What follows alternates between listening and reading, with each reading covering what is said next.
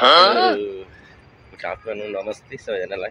Welcome back new blog सबैजना सन्चै हुनुहुन्छ ल म पनि सन्चै छु फाइनली म चाहिँ गाडीभित्र आइसकेँ पानी आउनु थाल्यो नि त बाहिर सकिन अनि म चाहिँ अब नेक्स्ट जाने किन जाने भन्नुहुन्छ भने बाहिर यो फिल्टर कुनै ठाउँमा फिल्टर हुँदो रहेछ कुनै ठाउँमा फिल्टर नभएको कारणले चाहिँ अनि पानी चाहिँ अलिक अशुद्ध हुँदो रहेछ अनि छिटो रुगा लाग्ने क्या पानी खत्म bye bye tata good bye गया पानी खाँदाखेरि महँगो पर्छ किनेर खाँदाखेरि होइन अब अफरमा नेक्स्ट ठाउँमा चाहिँ दिन्छ त्यही भएर कारण नेक्स्ट जानु लागेको पानी लिनलाई अनि आएर फेरि देख्नुहुन्छ नेक्स्ट हामी चाहिँ नेक्स्ट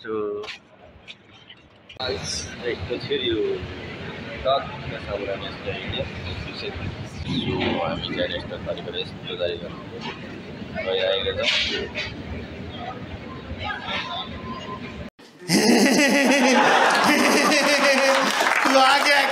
नेक्स्ट प्रवेश अब पानी देख्न सक्नुहुन्छ होइन 250 लेखेर छ 250 यहाँको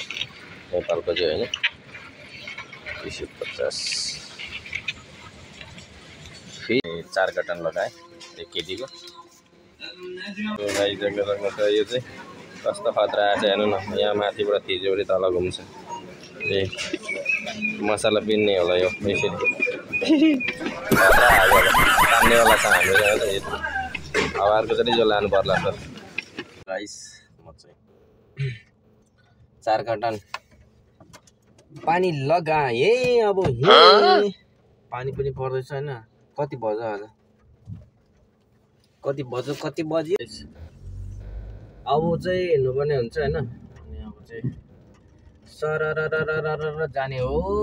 स्कुल टाइम भयो होइन आज स्कुल टाइम भने धेरै जाम लाग्छ त्यही भएर म चाहिँ अगाडि नै हिँड्दिनु पर्यो जाममा चाहिँ फंस गया सीएम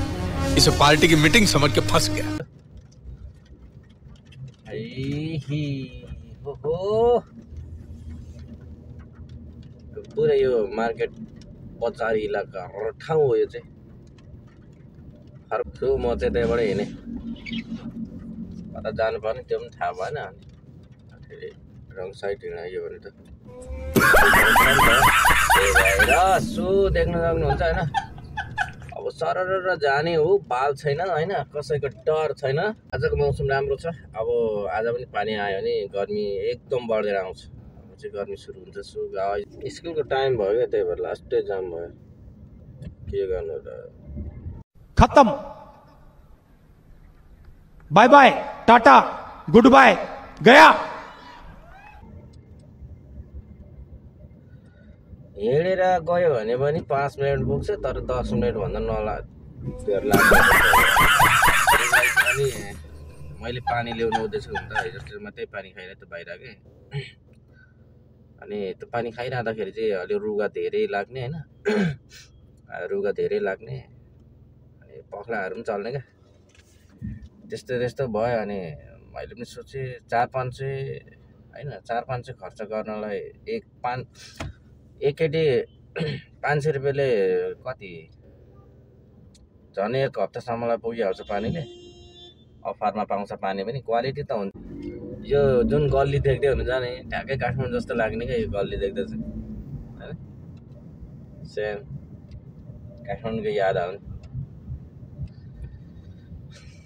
यो त भित्रपट्टि गल्ली भनौँ न यो गल्ली बाटो हो गल्ली नै हो यो पनि त्यही भएर यो दोहोरो गाडी चल्छ अन्त त फेरि चल्दैन नि अन्त त एकतिर जाँदैछ एकतिर आउँदैछ बाटो ट्याक्सी चाहिँ नेपालको जस्तै हो सेम त्यस्तै हो काम पनि त्यस्तै हुँदो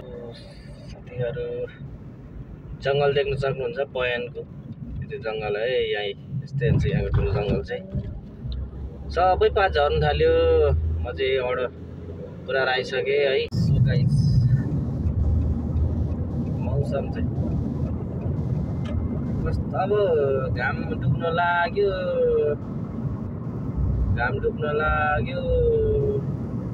गाइस है अब म चाहिँ टाइम पास गरेर बसिरहेको छु अब ड्युटी सकिनु जम्मा आधी घन्टा बाँकी छ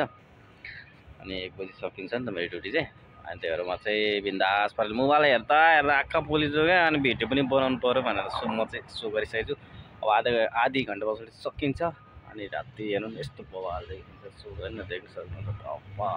हेर्नु न राति पनि बवालै आउँदो रहेछ क्या सिन चाहिँ सट्टासँग हेर्दा। दिउँसो भन्दा राति क्लियर आउँदो रहेछ हेर्नु न, देख्नु सक्नुहुन्छ। बवाल सो। अनि म चाहिँ अब ड्युटी सकेर सट्टा जाने। आज चाहिँ साथीहरूको अगाडि नै ड्युटी सकिन्छ 12 बजी चाहिँ होइन। मेरो चाहिँ अनि अब आधी घन्टा बाँकी छ। मेरो चाहिँ 1 बजी मात्रै साथीहरू गइसक्यो। अनि खानाहरू बनाउँछ होला किनभने हाम्रो साथीहरू चाहिँ जसको अगाडि छ त्यो गएर ड्युटी के अरे खाना बनाउने गरेछ नि त। सो अनि हिजो म अगाडि गएको थिएँ, मैले बनाएँ। आज उनीहरूको पालो। सो भन्दै सबैजना गुड नाइट, बाई। त्यति नै भेट्यो।